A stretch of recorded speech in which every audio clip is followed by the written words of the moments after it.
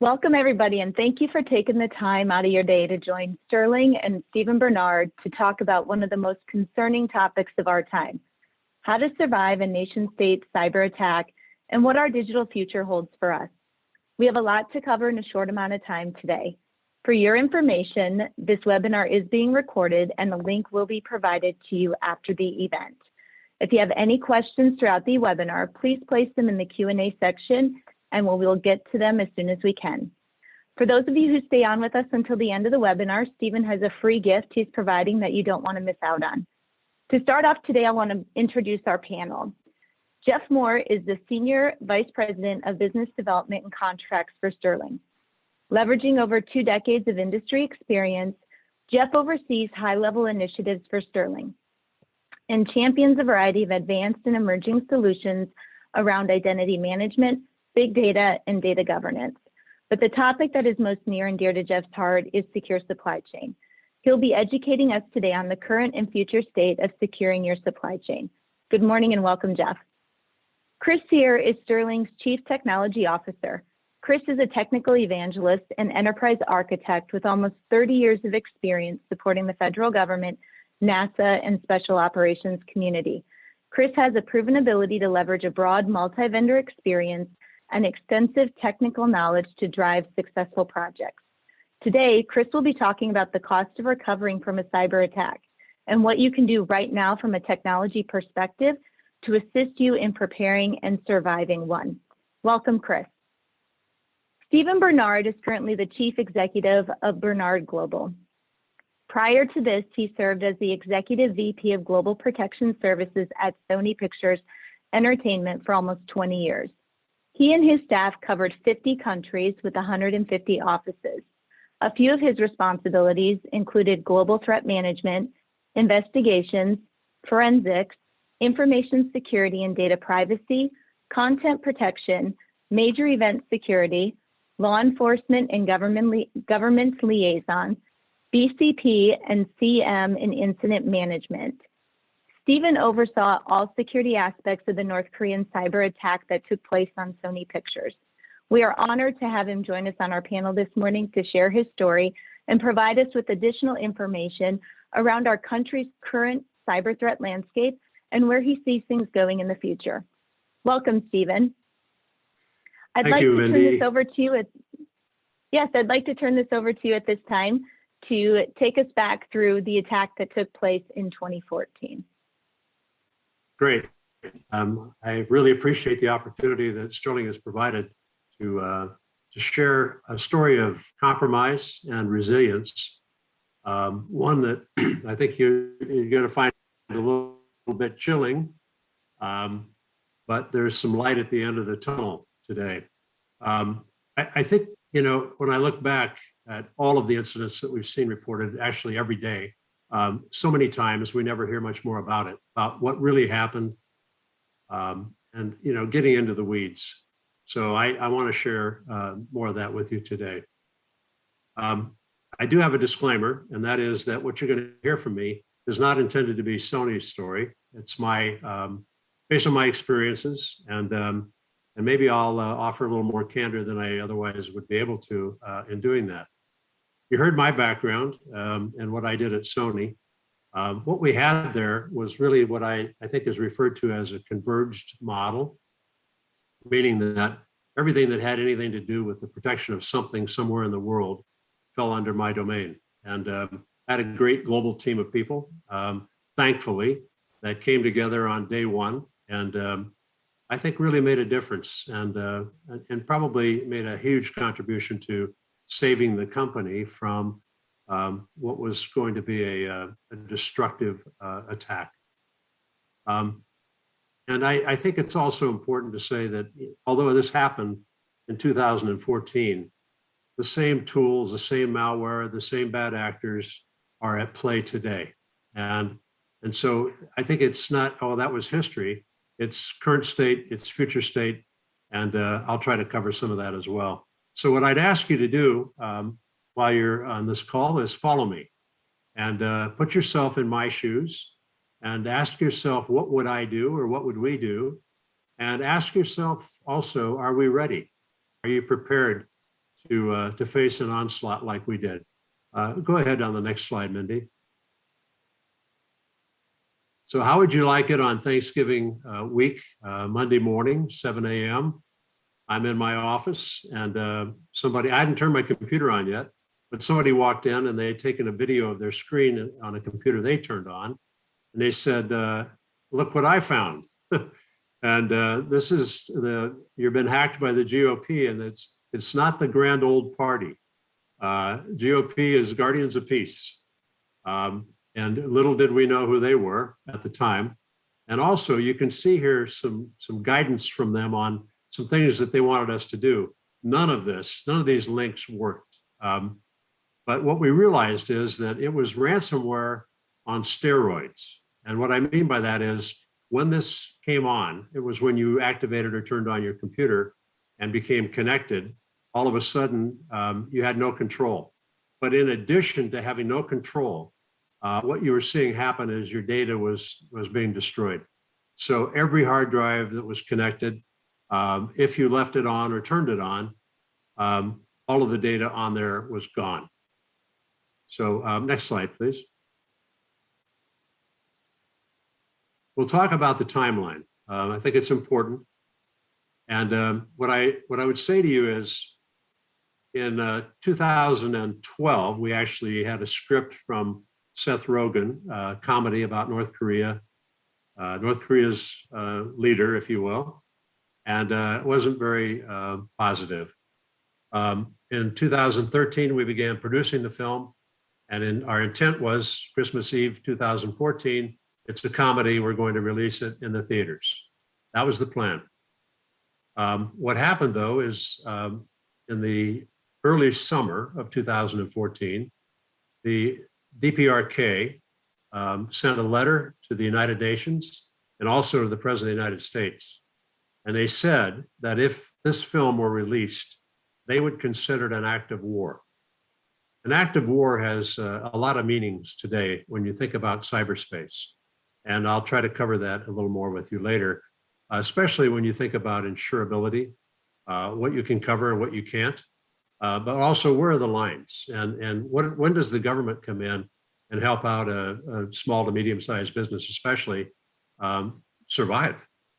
So anyway, summer of 14, what else did they do? They used social media to identify and profile a lot of the employees, and they came at us with spear phishing attacks. And guess what? It was that simple. That's how they got in. It's how 80+% of all cyber breaches occur today. Is spear phishing. People are like us are fooled into thinking that, you know, it's our friend sent us a picture of a dog. Oh, isn't that cute? And we click on it. And little do we know, we just opened Pandora's box.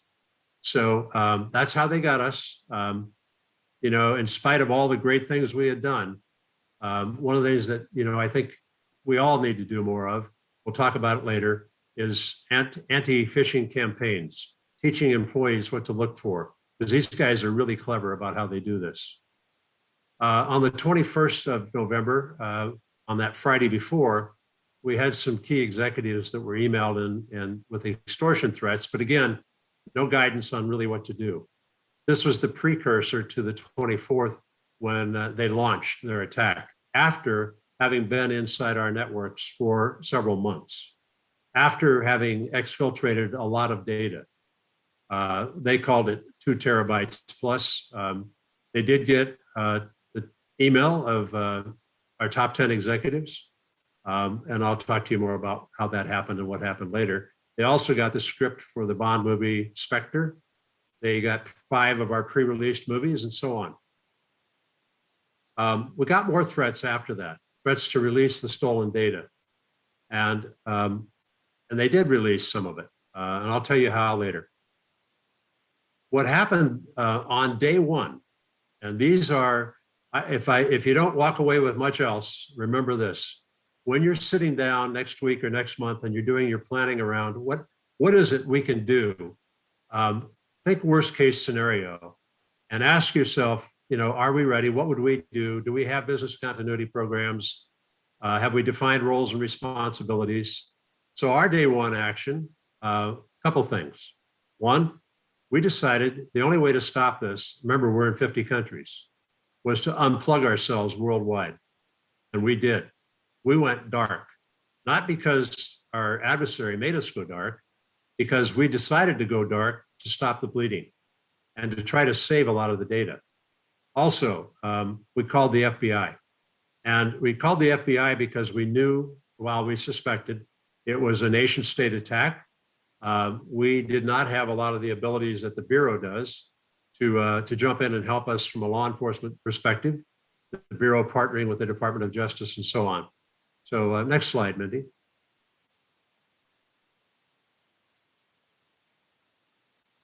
Steven, if I may, real quick, you just mentioned business continuity planning. How important was that and the crisis management in the process and timeline you just talked through?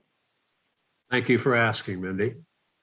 I would say to you that 3 things are critical for us on day one. 1 was unplugging.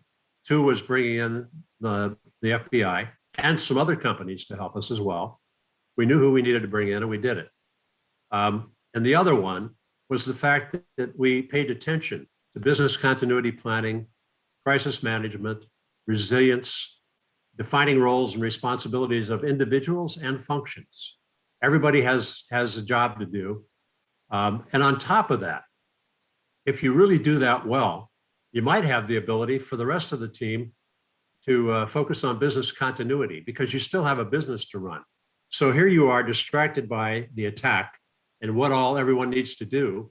At the same time, you have a lot of other people whose jobs are not to deal with the attack. Their jobs are to keep the business running.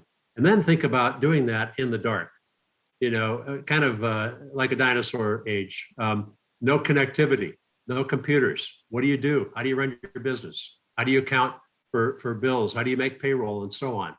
All of that needs to be in your planning.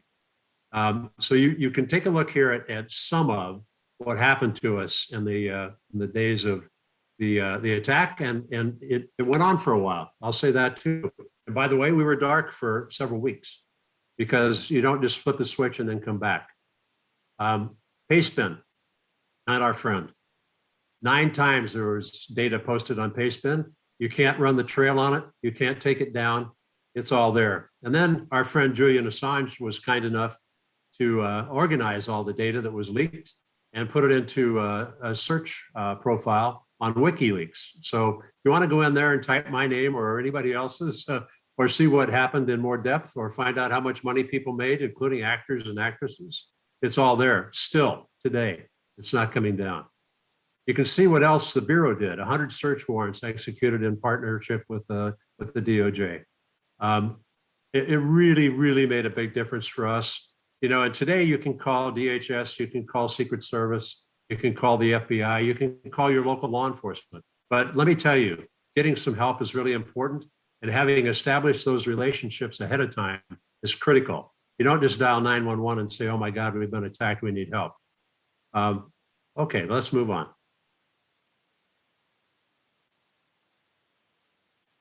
So thank you so much, Steven. I really appreciate that. It's really interesting for all of us to hear that you're able to keep the company operating at normal capacity when you went dark, but also that the same malware that you used to, or that was used to attack Sony, is still being sold on the dark web today. And as we all know, we're seeing an increase in the number of attacks today. In fact, the Identity Theft Resource Center recently reported that in 2021's first quarter, nearly 140 organizations reported being impacted by a supply chain attack, which is an increase of 42% during that period compared with the prior quarter. So Jeff, can you talk to us about what we're currently experiencing around supply chain attacks? Sure. So interestingly enough, about a week or so ago, I participated in an executive council, and a lot of the C-suite folks were bemoaning the fact that it used to be you had to worry about just the folks that are in your company, but now, as we're finding out across the supply chain, you have to worry about everyone inside your company and then everybody else outside your company that you touch, because there's such a broad-based interconnectedness across the supply chain, both from a physical and a digital and a logistics and people, that, oftentimes people don't forget about that. Next slide. So as Mindy alluded to earlier, secure supply chain has been a passion of mine for the 20 some years that I've been involved in IT. We're seeing an ever increasing threat to our supply chain, the 42% increase that you talked about. Some things that have obviously made the news recently that were supply chain failures. Supermicro's been in the news a couple times with chips tainted coming out of China. SolarWinds, got hacked by the Russians. Microsoft Exchange had an issue that was traced back to their supply chain. And oftentimes, as an organization, when you're dealing with your supply chain, you think of your major suppliers. You think of your large OEMs, your large ISVs, those sort of folks. But often what gets overlooked is what I call your, the reseller or value-added supply chain, whether that's someone like Sterling, that's a value-added reseller, or you've got a staff augmentation or a consulting company that is providing you with staff. Have you vetted those folks? And so what we're seeing, it's an easy penetration point for these, nation states and criminals or anybody else that wants to get into your network for a couple of different reasons. One, the economic pressure within our community. We operate in the land of small single-digit margins, so the difference in basis points in pricing makes a huge difference. We see a lot of price points that are quite honestly too good to be true. It's easy to manipulate two small guys in their garage to insert some great deal pricing to supply you with components, but also when you take a look at your, whether it's an MSP or a consultant, have you vetted the individuals that are coming into your environment? We'll talk later on about some things you can do from a checklist perspective on the secure supply chain to take a look at things you should look for from suppliers. But this isn't just the delivery of software. We've started to see logistic companies hacked, the FedExes and UPSs and DHLs of the world as well. So as we continue to grow, and here's a perfect example. I'll give you an anecdotal example of this. We had a large DoD customer that was operating in a classified environment. A competitor won a large implementation of some server infrastructure at, quite honestly, an unbelievable price. And come to find out, they were, quote unquote, sourcing it out of their warehouse in Southeast Asia, as opposed to through an approved supply chain coming from our OEM partners, which sent off all kinds of bells and whistles. And thankfully, we were able to work with our customer at the time in the DoD to remediate that and make sure that none of the tainted material ended up in their environment. So we'll talk about that some more, but I appreciate you having me on. Thanks so much, Jeff. Chris, with the increase in attacks that we're seeing today, what should we know about the cost of these attacks? What does your team handle during the cleanup process when they come in? So the most important thing, as Steven even mentioned in terms of cost, right? Time is money. So the faster that you can react, the faster that you can lock everything down, the more money you're going to wind up saving. The big thing, is on some of the deals that we have worked on in terms of responding to cyber attacks.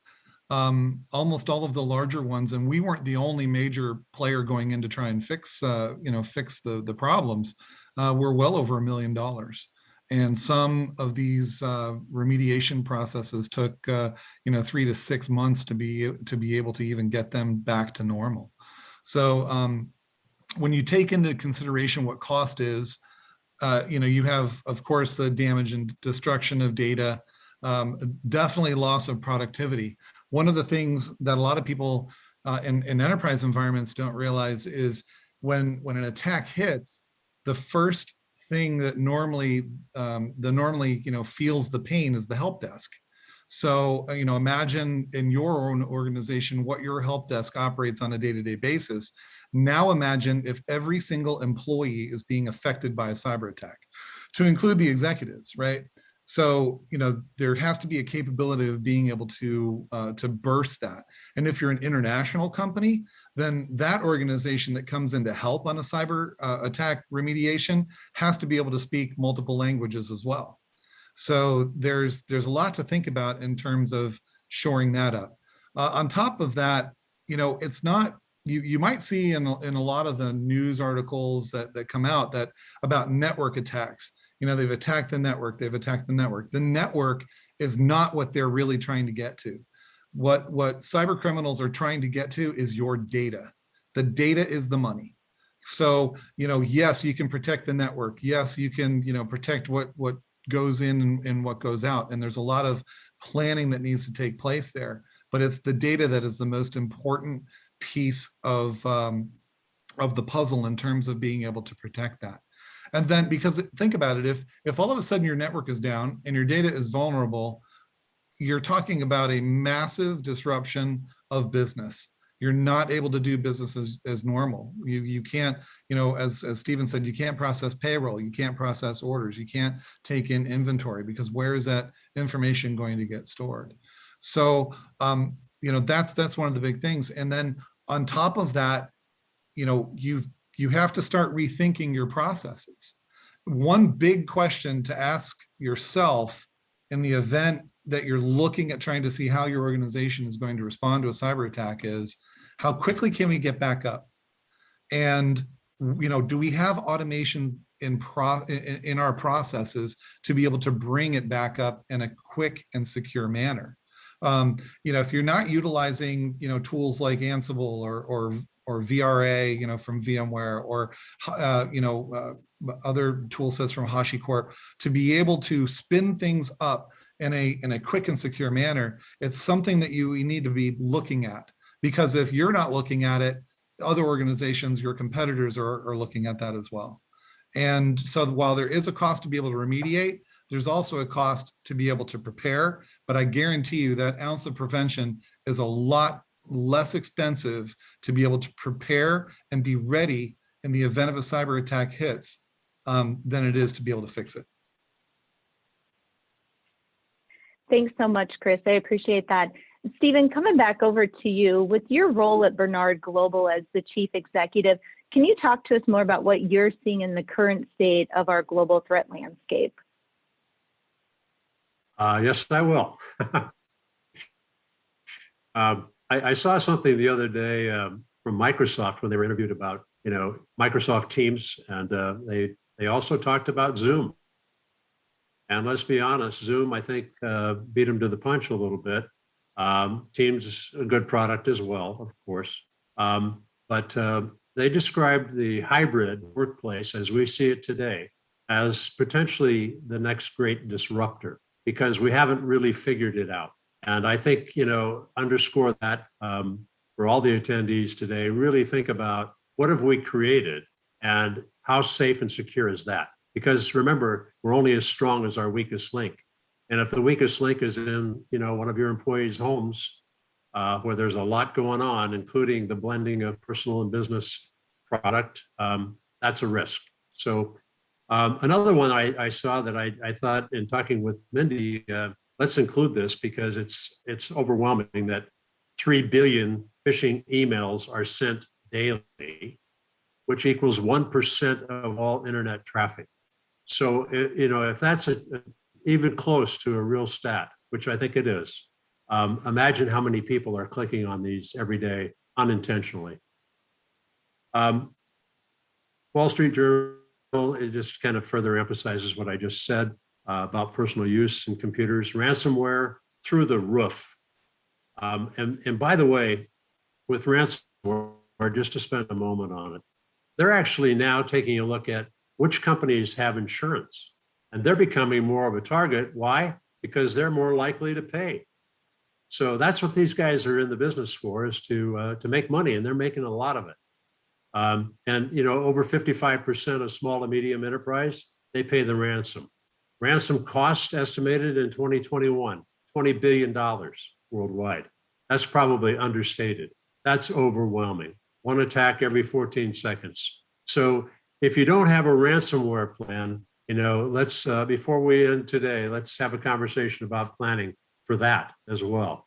And then we also found that nearly 2/3 of small to medium business have no cyber insurance. And not that cyber insurance is a panacea, but I can tell you that it certainly helps. It helped us when we were breached.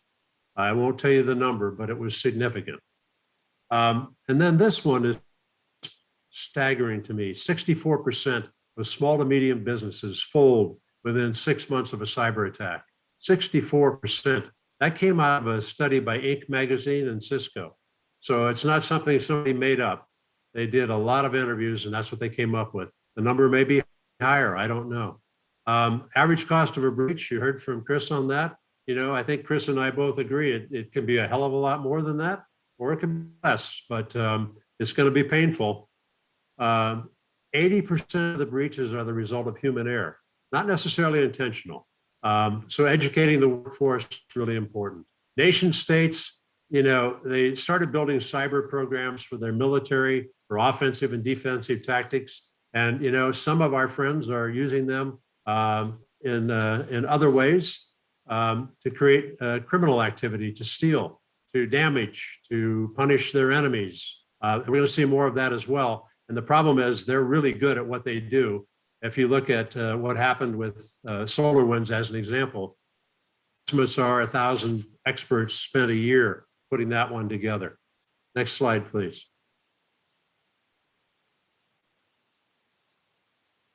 I want to talk about the data lens with you, but before I leave the last slide, I had something that I just came across that I think is amazing quote.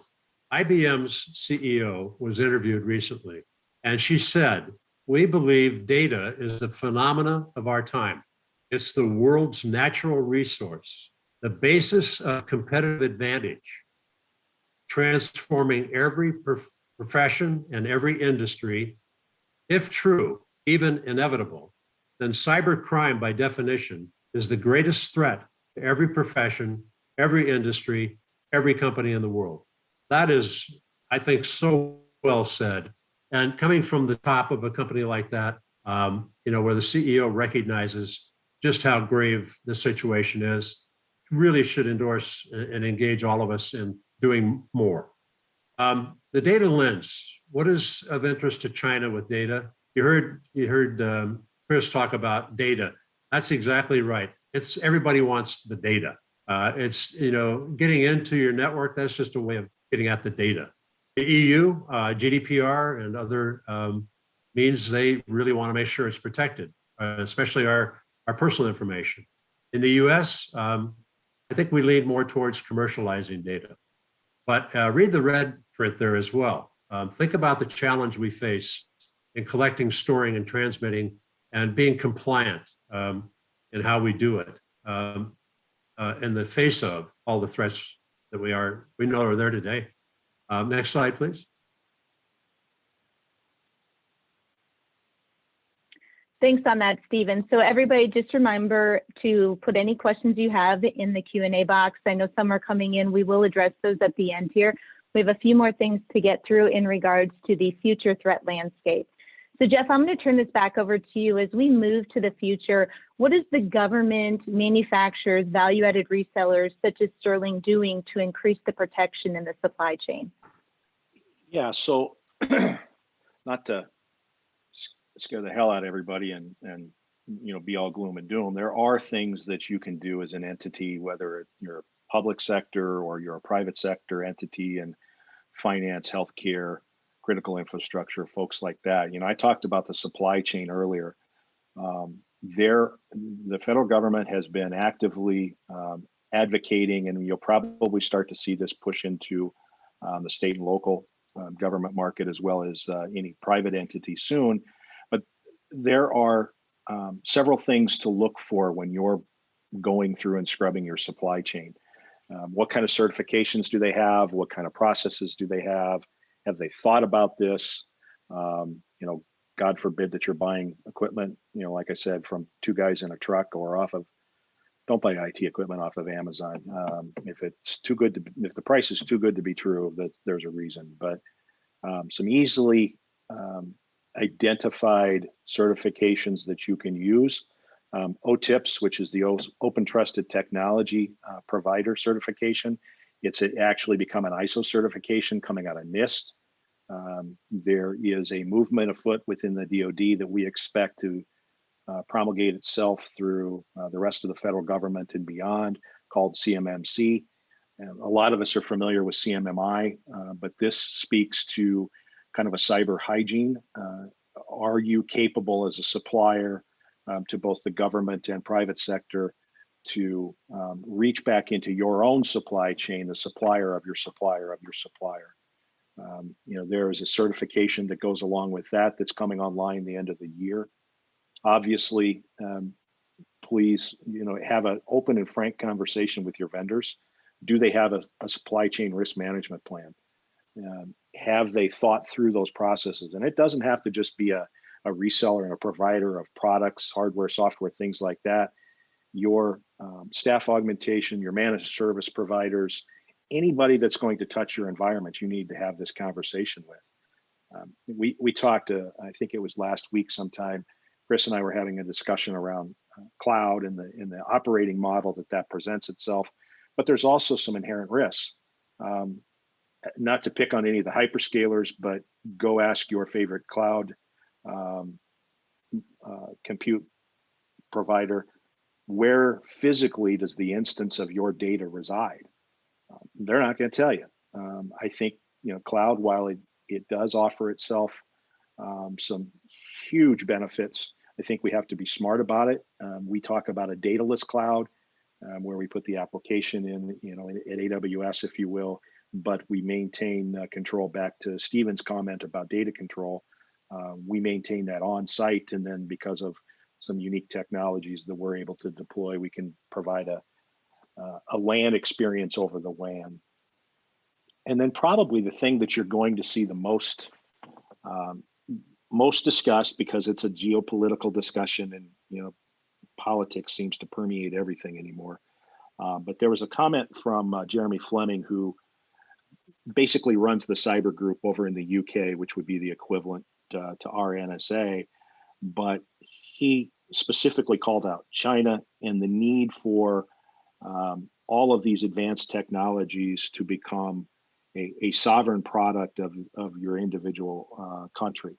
I think you're going to start to see more and more pressure on the OEMs and the ISVs to look at made in the USA.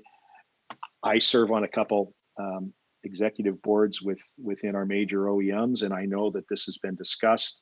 I know there are things coming. We've had numerous discussions with members of Congress. I believe, Intel now or still produces their chips here in the United States.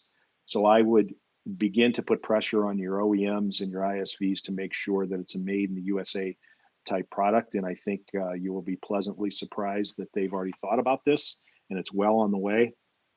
I guess the other side to that coin is there could drive some costs, but I don't think we're going to see any significant inflationary costs because we're already hearing that supply chains later 2021 from a calendar perspective are going to get tight again. My wife is tired of listening to me whine that I can't get a new Ford F-150 pickup because Ford can't get chips. So if that was made in the USA, I would be driving a brand new shiny pickup instead of the 6-7-year-old pickup that I adore. But those are some of the things to look at. As I promised you earlier, I would certainly have these open and honest conversations with your vendor community on where they're headed with that. Thanks so much, Jeff. Steven, what are companies, both large and small, up against as we go through this year and into the future? Where do you see these cybersecurity attacks evolving to, and what should we be on the lookout for? I think every morning we wake up, we may not realize it, but the enemy has changed, or there's a new one, or there's one went away and two more came. And I think that we've got to be more vigilant about what's happening out there in the world. because remember, if you're connected, you're connected. It doesn't matter where the individual is who maybe wishes you ill will. So I think that's really, the fact that we've got a good audience today and there's a great interest. That's a big step forward and learning more about what are those risks. So I put a few here: China, Russia, Iran, North Korea. You've probably all heard this before. I do think a couple of comments are worthwhile here. With China, what my view is of what they've been doing is gathering as much data as they can about all of us.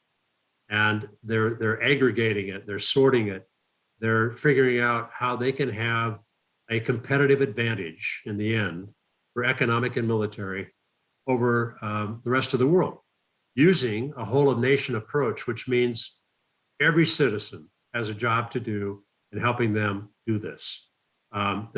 They typically will use APT attacks, or applied persistent threat, where they want to come in, they want to surf, and they want to remove data, all types of data, and they never want you to know they were there. Whereas Russia tends to be more aggressive from a criminal standpoint, from an espionage standpoint, and we're seeing that. I mean, as I think everybody knows that. I don't know if it's been publicly stated, but it certainly is suspected that they were the ones behind the SolarWinds attack. Iran, they're angry, they're desperate, and they're doing a lot of different things, and they have a pretty good cyber program. North Korea, I could sit here. In fact, I did a program for U.S. Chamber of Commerce a few days ago, and we talked just about North Korea and their tactics.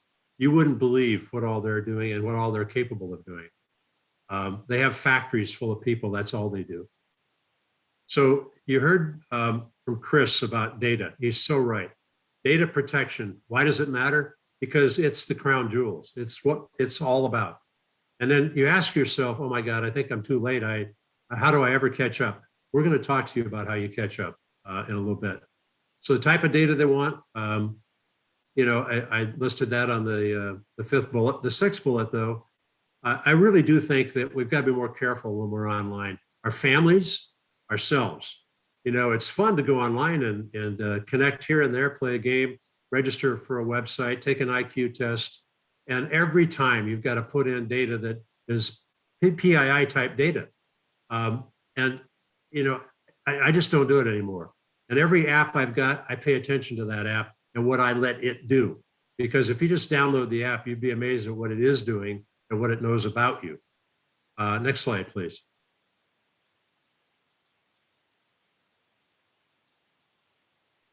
What's on the horizon? I think before we get there, let me talk just a moment about today again. And that is, when's the last time you conducted a vulnerability assessment where you actually take a look at what is it that is of most value in the organization? How is it protected? Who has access to it?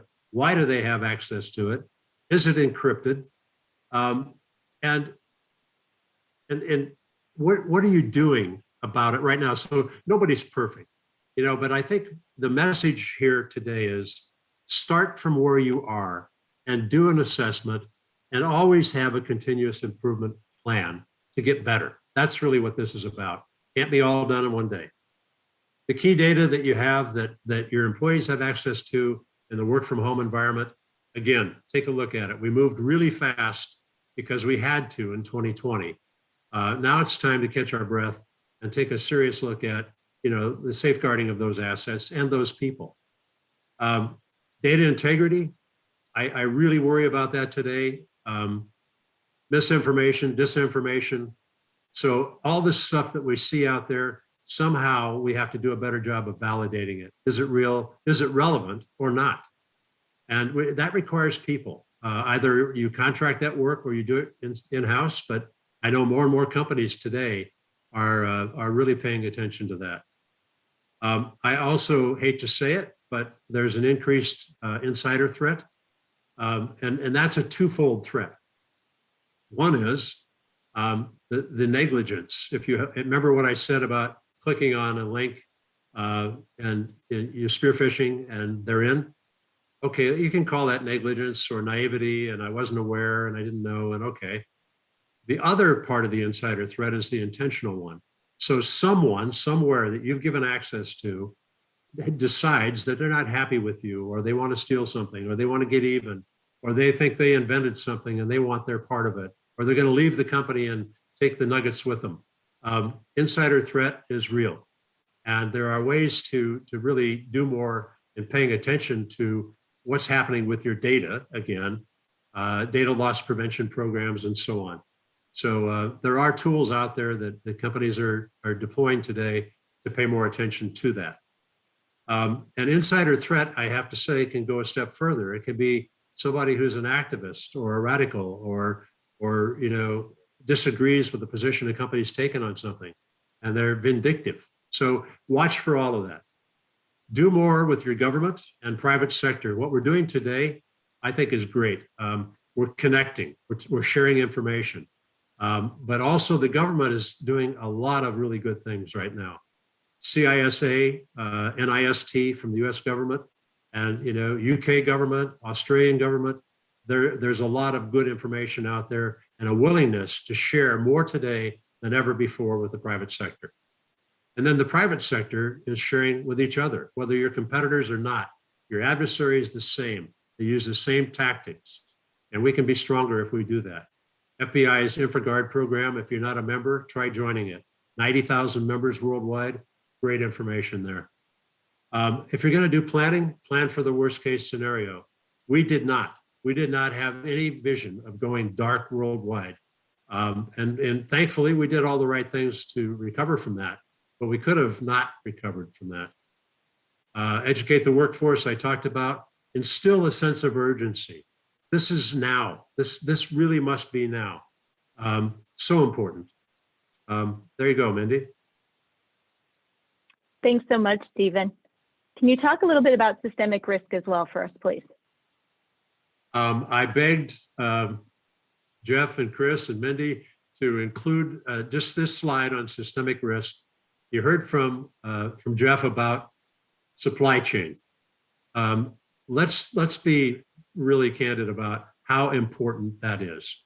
So let's say that your company has spent the right amount of money, trained the right people, hired the right people. You got a great program for ensuring the safeguarding of your data. And then what happens?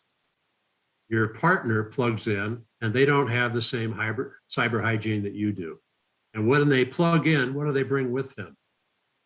Risk, threats, vulnerabilities. Systemic risk, if you think about it this way, it's the domino effect.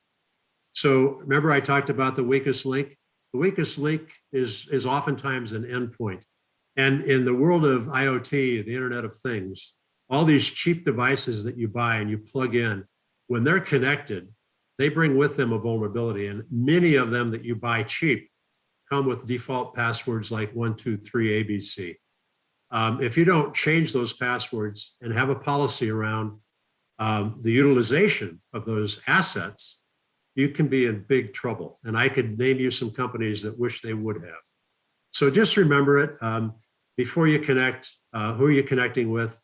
And the product that we're going to share with you at the end, I think it's something that you can not only use for your company, you can ask your providers to take it and report back to you on what their state of affairs are. The final link here at the bottom, this was developed during Operation Warp Speed and developing the vaccine. And there's some really good tips there on supply chain security. Thank you. Thanks so much, Stevan. So Chris, earlier we talked about 64% of small to medium-sized enterprises fold within 6 months of a cyber attack. Can you talk to us about some technical next steps that the audience can take today to help prevent them from a cyber attack and to help them secure their data? Sure, absolutely. Well, the first thing, and I think, excuse me, I think one of the strongest things that Stevan has said is educate. You've got to have, people who you work with and who work for these organizations understand the difference between phishing, the difference between Trojan horses, the difference between, bot attacks, DNS denial of service, things like that, ransomware, what that can mean in the event that that gets through, so that everybody is, rowing in the right direction to be able to protect your data, right? And by doing that, you can look at, your technology, your existing technology. We have gone in and done assessments for our customers and found that there have been black market equipment that are labeled like, a normal vendor, a normal OEM. We have found firmware revisions to be years old, where there are, help desk tickets that said that it was updated. I talk with a lot of customers too, that a lot of times their software upgrade and update procedures are, based on whether the software becomes end of life or no longer supports a particular browser revision. But very rarely do they take the time and see all of the feature set updates that have taken place with these versions. And sometimes they will find that there's additional, security capabilities that are part of that, and they need to learn more about that as well. The other thing, is know where your software comes from. Okay, and it doesn't necessarily mean know where your, where the vendor, is sending you the software, but where a lot of this comes from. There's a lot of free and open source software routines that are, that are pulled from GitHub from all over the world and creating software packages and then being sold, to customers, and they don't really know exactly where a lot of this comes from. A lot of that type of software is in future architectures that are used within artificial intelligence and machine learning. And if you don't understand, that basis of technology, it's time to educate yourself on that, right? Because one person going up against something, that is using an ML routine or utilizing predictive analytics, you're going to be overwhelmed. There are people like Uncle Bob Martin that talks about, the agile software development process and the discipline of software engineering. There's, folks like Peter Haas that, actually exposes where some of the machine learning and artificial intelligence algorithms that we use in our justice system come from, and how, not necessarily, correct that they may be.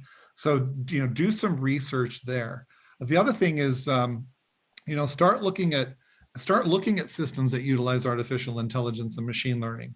And, we have a lot of vendors, that are starting to integrate that into their product lines. Dell, VMware, Oracle, Microsoft, a lot of these, larger OEMs are putting out systems that have automation engines that allow you to be able to respond to threats and rebuild so much faster than what it would take, your normal, human-based teams to be able to perform.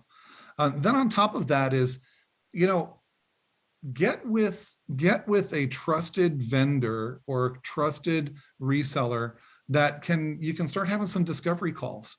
And it doesn't necessarily, have to be a sales call. It's really for you to educate yourself on where you sit. I know for us, we wind up asking a lot of questions that we know our customers don't really know how to ask, because we've been through this process. We've been through these cyber incident responses, these large scale ones, where we can ask some of these questions that may not have come up. And then on top of that, there's plenty of education out there, plenty of workshops within the security space, but really try to drill down those disciplines. So, instead of, you could take an overarching, security workshop, but if you have a network engineering group, have them start to understand, the network security and how that ties into the data center or ties into cloud. If you're starting to come up with a cloud strategy, really begin to educate yourself on the differences of cloud security versus on-premises, security. So I know we're developing workshops, based on everything that we've experienced. I know we're developing, some workshops that have never really been created before, which is really kind of exciting, and how we're going to be able to help our customers.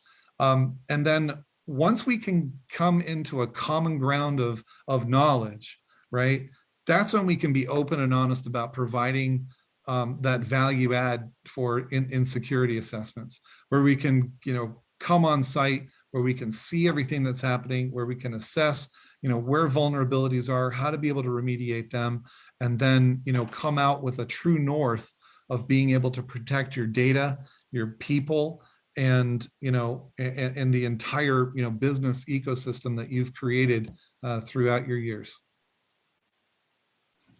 Thanks so much, Chris. So Stevan, I'd like to turn this back over to you. We've got about 10 minutes left. We're getting close to time, but I know you had some final closing comments and a free gift for all the attendees. Yeah, I hope we do have a little time for questions. So, we put this program together, and we really, I think, covered a lot of ground in a short time with you. Very important information. And as I said earlier, a little bit chilling, especially for those of us that are just kind of getting into this. But what we decided to offer you is a self-assessment survey of where are you today. So from a standpoint of your preparedness, your ability to respond, and your ability to recover, this questionnaire is, I don't know, it's maybe 20 some questions. And then there's a way of scoring it. And it's made available to you to use as you wish. But also, as I said earlier, this is something that you could actually have some of your partners and suppliers and providers and those connected with you do this as well and find out where they are. And then from that, ask yourself, where do we want to go from here? And our hope is that we'll further the conversation for those of you that want to get into a continuous improvement program and partner together with you to help you do that. But it's really all about business continuity planning, crisis management, resilience, and how important that is to your business today. Because in the end, my view is done right, that can be the difference between survival and not. And I honestly I will say to you that if we had not done what we did at Sony Pictures when we did it, I do not think the company would exist today.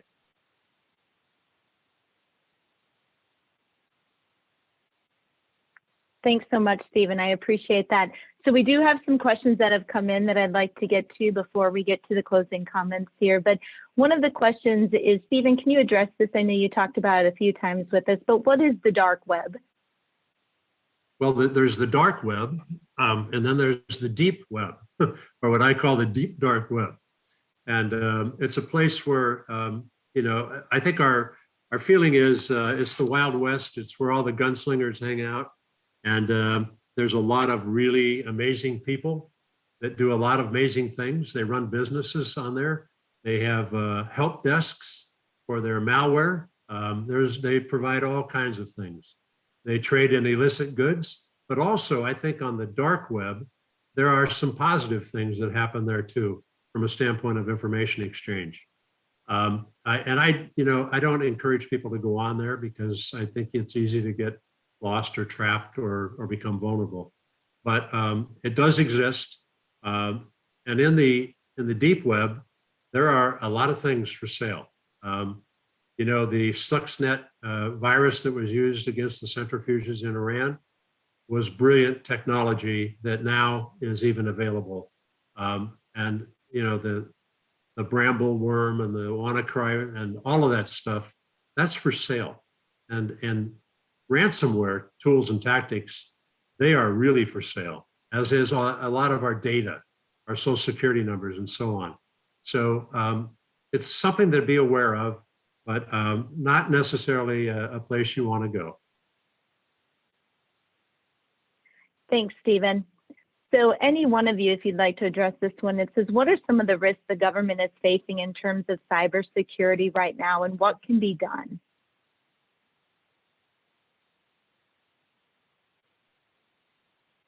Well, Mindy, I'll jump in. I certainly don't have the technical acumen that Stevan and Chris do, so they may want to follow up, but it runs the gamut of everything from full frontal attacks to impact our ability to, from a DoD perspective, to protect the nation and when necessary to inflict discomfort on those that we view as our adversaries for whatever reason.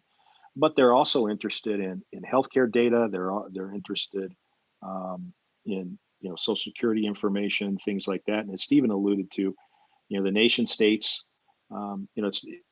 it's no longer just a kid that's the 14-year-old kid sitting in his mom's basement that wants to hack into the FBI, because he gets a ding out of it. There are entire industries within certain nations designed to attack us via different technological means, from a full frontal assault, or, as I alluded to, the certain nation states have an inordinate amount of patience and will insert code or bad material into the supply chain. And back to what I said originally, those, from a supply chain standpoint, take a look at OTIPs, CMMC, do they have a Scrum policy, things like that, that you can protect yourself. You can never eliminate risk, and but what you're trying to do is mitigate that risk to the fullest extent possible. So Steven and Chris may have better answers technologically, certainly, than I do. So I would say one of the biggest security risks that exist right now is legacy systems. And the government is working towards modernizing these platforms and transforming, what they're trying to do, but they still exist. There's plenty of systems that are out there that are running old versions of operating systems that haven't been, patched to the most future proof, protection levels, right? There's different wavered capabilities that allow you to be able to still operate, like you used to years ago, because it's a business functionality issue. I honestly believe that there's technologies now in which you can take some of these legacy applications, where you can take some of these legacy servers and you can containerize them, you can modernize them, you can put them in a more modern security framework. And I think that's something that definitely needs to be addressed, because there's, not everything running in the government is brand new, is completely, actively being locked down. And as Steven said, it's that single little endpoint. It's that single vulnerability that can be exploited. That is, that could mean everything in terms of losing your data or retaining it. Chris, I think what you said about legacy systems, absolutely 100%. Find out how many you have, where are they, why do you have them, and begin a plan of replacement, because it's probably one of your greatest vulnerabilities, and so important. I kind of, the way I describe it is the farmer who builds the chicken roost, puts a fence around it, but leaves the gate open, and in comes the fox. It's the same thing. And, wow. But one more thing about government. I'm worried about government because we're seeing more and more aggressiveness from nation states to governments, whether it's the US or Australia or UK, or take your pick, friendly nations that are becoming victims. And I think in the end, there's going to be a red line drawn in the sand. And the red line is that's enough. And when you cross it, here's the penalty you're going to pay. And I think we may even see that something, or maybe we won't see it, but it'll happen with SolarWinds and maybe the Microsoft Exchange server attacks. But when it happens, then what happens next? So, for example, if you do that to Russia, you think they're just going to sit still? No, they're probably going to come back and do something else. And then at what point does it trickle down into the private sector? It will. So that's my fear. Thank you, gentlemen. One other question here for you, Steven. How long was Sony offline, and when did you know that you could come back on? Well, we shut down on day one, so the 24th of November. And what you realize, I said it before, I got to say it again. When you unplug, it's not so simple, especially in a larger company. Just plug back in and go back to work. Why? A whole bunch of reasons. But one of them is the data as you knew it may not be the same. So you've got to go back and validate all that. But also, why did we shut down in the first place? Because we had malware. We had backdoors. We didn't know where all it was. In the end, by shutting down, we froze everything, including the destruction of all the malware. So the FBI was able to find it. And on December 19th, they made attribution to North Korea. The director of the FBI and the president of the United States, unprecedented, made attribution to North Korea. Sony never did. The government did. So I think that's, that's probably the best answer I've got. I have one other question here that came in now on the dark web, but they're not understanding the description. Is dark web different than www? And if they don't know specifically where it is, how can they avoid it? And how can they educate their people on how to stay away from it? I think typically the way that people go into the dark web, and you're not just going to stumble into it. Let me say that. You have to be deliberate, in my view. And you can use a tool called Tor, T-O-R. And there's other ones too that will help you navigate your way in if you want to. And maybe Chris, do you have a comment on that? Yeah, it's really an overlay network, right? So it does require tool sets to be able to be involved. It also, requires some utilities, and there's a lot of encryption. There's a lot of, different applications that people use to be able to get on there. So it's actually very simple to avoid, because if you don't have the tool sets to be able to get in there, you won't get on there.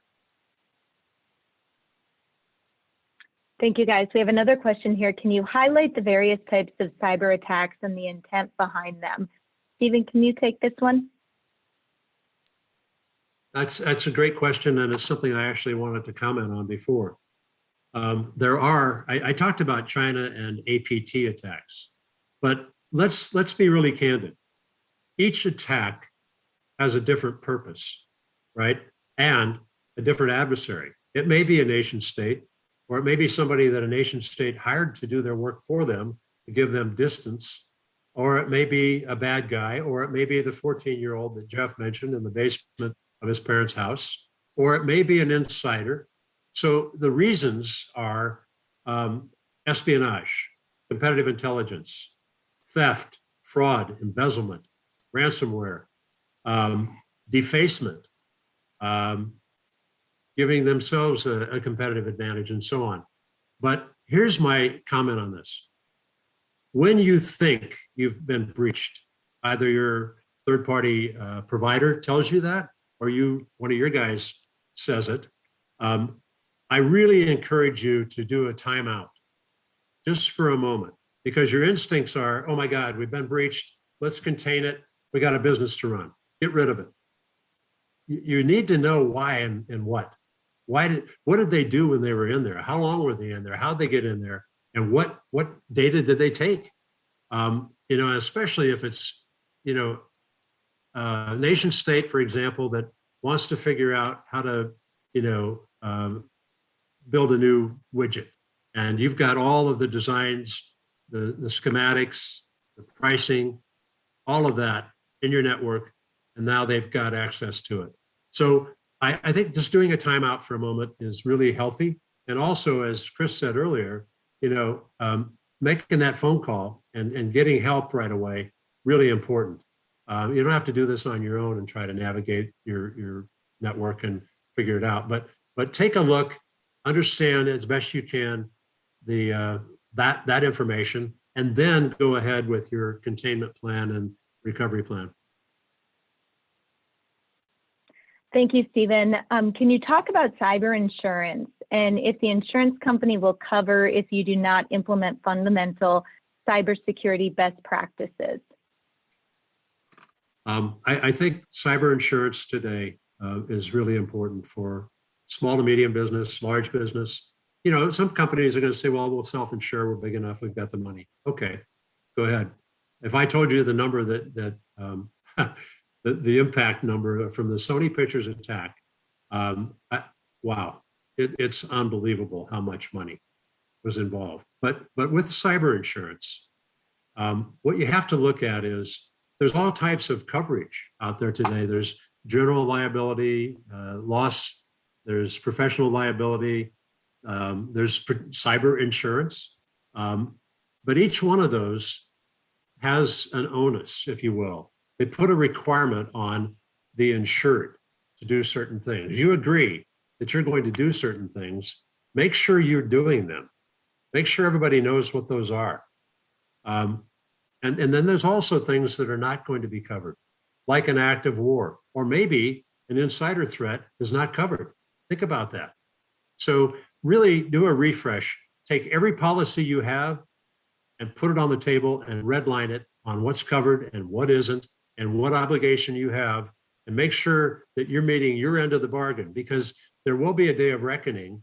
And you don't want to realize then that if you would have done X, Y, and Z, you're going to get paid, or you're not going to get paid. Thank you, Stevan. This last question that we have up here, would there be any benefit to defining the thresholds for cyber acts of war, and how would this translate for international corporations? I think there would be, but I'll be candid with you. We've heard from prior governments in the US about the red line, but I've never seen the red line. I don't know what the implications of it are. And here's part of the problem. We're in cyberspace, and it's a journey, it's a competition. And if one government draws the red line and says, if you do this, here's the price you're going to pay, then that means they better not be doing it either. And intelligence and data is key. And I don't think that any government today is really ready to draw the red line, especially as it relates to active war. And what does war mean? Does it mean that we're going to make your internet go dark? Or I don't know. I don't think anybody's figured it out. But at some point, we're going to have to. No, that's true, Stevan. One of the things that I found was, the DoD with their, they have a law of war manual, and they talk basically about, what constitutes that. And they think, they've really been steering more towards, does it create physical damage, right? Kinetic type of damage. And they believe that, some of these cyber attacks hitting a grid, tainting the water supply through the use of the cyber attack, things like that would constitute, an actual act of war, and stated by international law. So, of course, it's not completely defined. I believe that there's probably a lot more people, in that are a lot smarter in that area of expertise than I am, at least, that are going to, be constantly looking towards that. Gentlemen, we just had one other question come in here, and I think this is a good question for the team. What are the benefits or risk of being strictly cloud-based with your data and applications? I can answer that.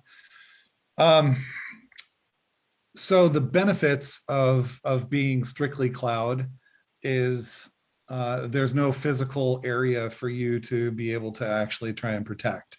The protection is already, rolled into your cost of operation within that cloud space. Kind of like, and really, when you say cloud, you can define it.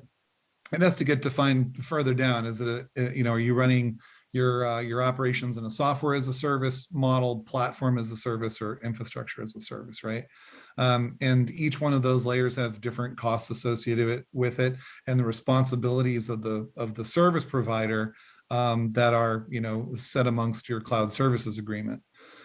There's quite a bit of capability there. One in which once you understand how you're operating in there, then you can define a security program there. However, I will tell you this: there really isn't a 100% cloud, based model. You are going to access that through clients. You're going to access it through your phone. You're going to access it through laptops, tablets.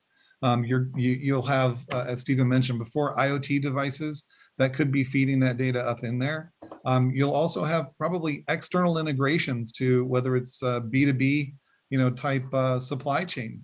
So, that's a risk, right? And you are, while you are beholden to a much larger corporation or organization's security requirements, you're also beholden to their, lack of agility and being able to put forth the most modern security requirements.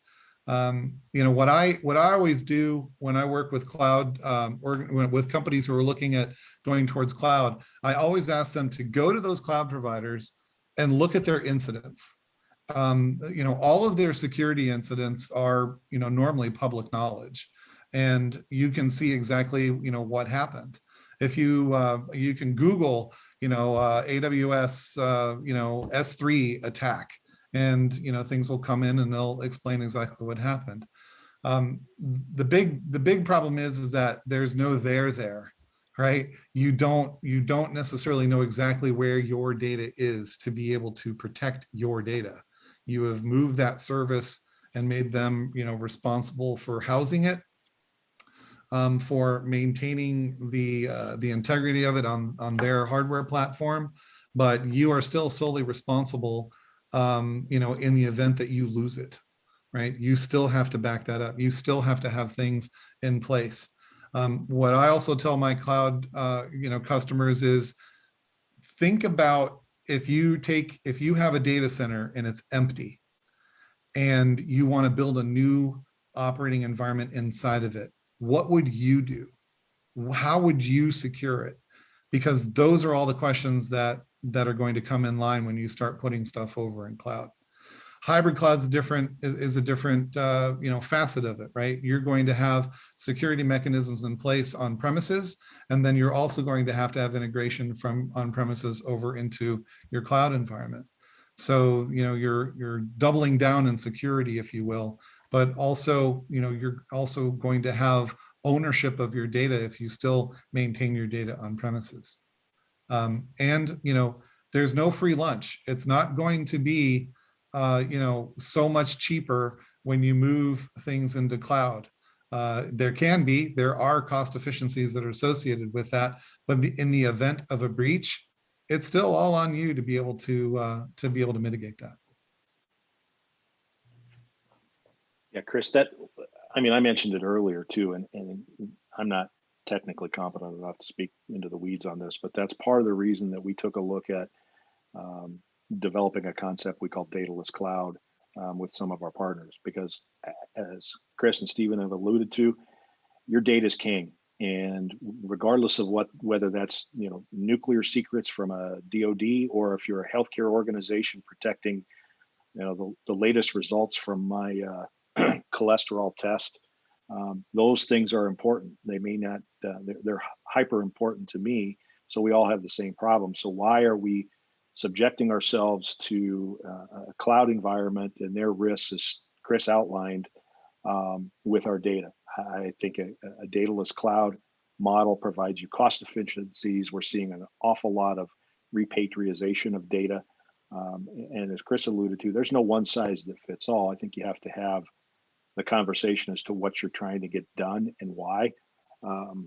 If you're ever told, well, let's just go to the cloud as a mandate without any reasons to do so, I would certainly explore that conversation much further before I subjected the most critical components of your entity, whether you're public or private sector.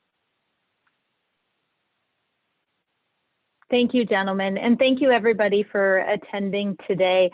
As Steven announced earlier, we're going to be sending you a link to a cybersecurity preparedness self-assessment that you saw on the prior slide. In addition, we'll have a link to the recording of this webinar for you to share with anyone you wish. If you notice from the title of the webinar, this is part 1 of Sterling's Cybersecurity Webinar Series. Our next webinar will focus around Zero Trust, and that is scheduled for May 25th. So you'll be able to register for part 2, as well as access any additional resources at sterling.com/cybersecurity. We hope you enjoyed the content today. If there's anything Sterling can assist you with in regards to a discovery call, a security workshop, a security assessment that Chris talked about, please contact us by emailing connect@sterling.com or calling us at 877-242-4047. Thank you so much. We hope you enjoy the rest of your day.